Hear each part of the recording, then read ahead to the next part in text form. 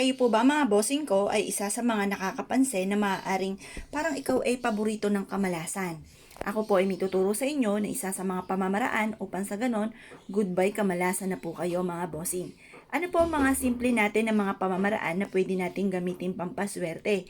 Ganito lang po mga bossing, bukod po sa ating pong bawang ay pwede nating gamitin itong ating kuntil ng ating luya.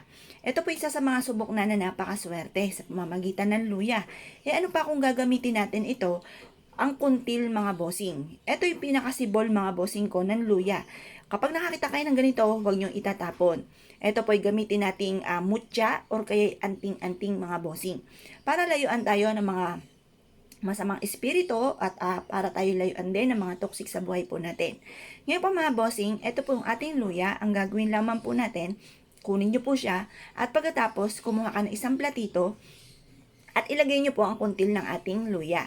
At pagkatapos mag-wish ka na sa pamamagitan ng pampaswerteng ito ay magtutuloy-tuloy na ang pasok na swerte at kailanman na hindi ka na mamumblema tungkol sa usapin ng pera. Matutupad lahat ang mga pangarap sa buhay. At pagkatapos nyo po, na-i-wish ang gusto po ninyo na magkaroon ng malaking bahay, magkaroon ng maraming pera. Pagkatapos nyo po itong i-wish mga bossing, bago ko po makalimutan, hindi lang lagi naman po tungkol sa usapin ng pera, buong pamilya, sa kalusugan, kaligtasan ng buong pamilya, i-wish nyo rin po dito. Halimbawa, ang aking mga anak ay malayo sa mga taong masama ang loob, or kaya sa mga taong masamang intention nga po sa kanila, yung mga ganun mga bossing. Or kaya gumaling na kami sa aming mga karamdaman. Or kaya itong taong ito na lagi mainitin ng ulo ay matigil na yung pagiging mainitin ng ulo. Ganun po mga bossing.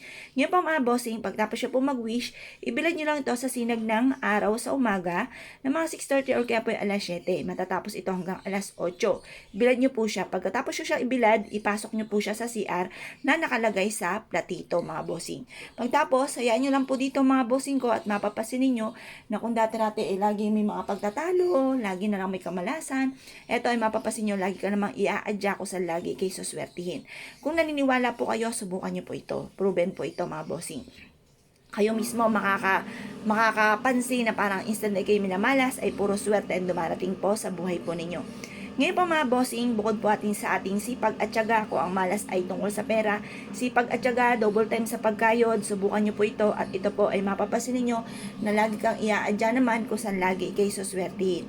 Ngayon po mga bossing, kung kayo po naniwala at nais po itong gawin, huwag na po kayo magpatumpik-tumpik pa, subukan nyo po ito, proven po ito na napakaswerte.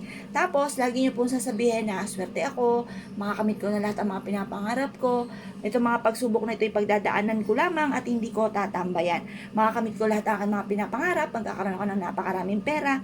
Yon, basta lahat ng mga magaganda na gusto po ninyo, i-wish nyo na po at laging sasabihin para makatawag tayo ng swerte at matupad kaagad ang mga pinapangarap. Kaya kung kayo pinaniwala at nais po itong gawin, ay siya mga bossing, good luck po sa inyo po lahat.